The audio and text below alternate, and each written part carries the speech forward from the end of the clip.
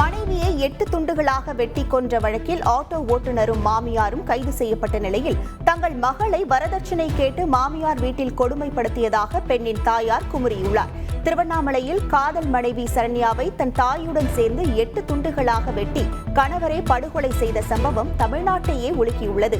Auto ஓட்டுநர் கோபிநாத், அவரது தாயார் சிவகாமி, கார் ஓட்டுநர் விஜயராகவன் கைது செய்யப்பட்ட நிலையில் இதுகுறித்து நமது தந்தி தொலைக்காட்சியில் பெண்ணின் தாயும் பெரியம்மாவும் தெரிவித்த தகவல்களை கேட்கலாம். காசு தாங்க கேட்டு வாங்கிக்கும் போது அடித்து அமங்கலம் பண்ணுறாங்க. கூட்டுன்னு வந்துருன்னு சொல்லுவேன். இதுக்கிட்ட கூட்டுன்னு வந்தெல்லாம் வரமாட்டேதுக்கா, பசங்களை வச்சு நான் வர முடியல அப்படின்னு சொல்லுது, அதனால தான் வரல அப்படின்னும். இப்போ கூட ஒரு 2 மாதத்துக்கு முன்னாடி அடித்து தொடையிலலாம் சூடு வச்சுருந்தேன். அப்பவும் போய் பிடிச்சி இழுத்துது. அவங்க மூடி வச்சுட்டு உடம்பு சரியில்லைன்னு சொல்லி 2 பேரும் மாமியாரும் மருமகன் புருஷங்காரனா அங்கேயே உட்காந்துன்னு உடலையாம்.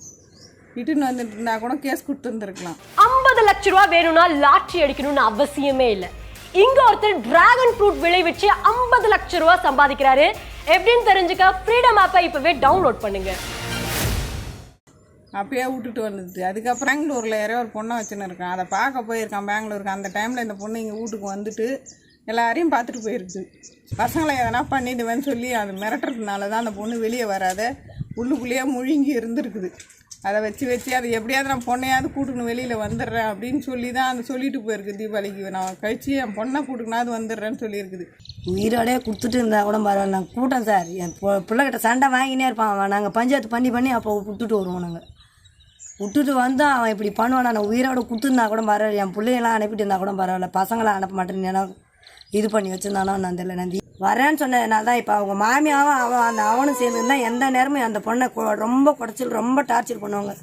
ரொம்ப சூடு வச்சு சித்திரவதை பண்ணி என் பொண்ணை ரொம்ப பண்ணிடுறாங்க. பிள்ளைங்களை வச்சு தான் அந்த பொண்ணை பிளாக்மெயில் பண்ணி ஏதோ பண்ணிட்டான். ஃபஸ்ட்லேயே அந்த சண்டையிலே சொன்னான். நாங்கள் கொம்பை விட்டுட்டு வரும்போதே சொன்னான், துண்டாக வெட்டி ஓடணும், தெருன்னு எடுக்க போட்டாலும் உன் கறி நாய் கூட தூக்கி போவான்னு சொன்னான். ஏன்னா அப்போ கூட அவன் செய்ய மாட்டான்ற நம்பிக்கையில் தான் என் பொண்ணை நாங்கள் விட்டுட்டே வந்தோம். என் பொண்ணு தான் வந்து கேட்கும், அம்மா காசு இல்லாதனால என்ன ரொம்ப பண்ணனானுங்கம்மான்னு என்னை எப்போ பார்த்தாலும் வந்து காசு கேட்கும். இப்போ கூட 70,000 ரூபாய் அந்த பொண்ணுக்கு உக்காந்தது. 70,000 ரூபாய் அரை பண்ணாக்கா எல்லாம் விசேஷமாக செஞ்சுட்டு வந்தேன். இப்போ நான் கடன் வாங்கி போய் செஞ்சுட்டு வந்தேன். கூலி வேலைக்கு தான் நான் போகிறேங்க. நீ 4 நாள் கூட வச்சு இல்லாத அதை கூட அவன் வாங்கி துண்ணுட்டான். இவன் தொடர்பு வச்சுக்கிற பொண்ணுக்கிட்டேருந்து மாதம் ஆனால் 10,000 ரூபாய் வருது. அவள் அனுப்புகிறான் இவனுக்கு 5 பொண்ணு நகை கொடுத்துக்கிறான், நெக்லீஸு எல்லாமே என் பொண்ணு பேரில் தான் இருந்தது. நாங்கள் தான் நகை கடையில் இருந்து போய் அவன் பேரில் மாற்றி விட்டுட்டு வந்தோம் எல்லாத்தையும், சீட்டை பூரா.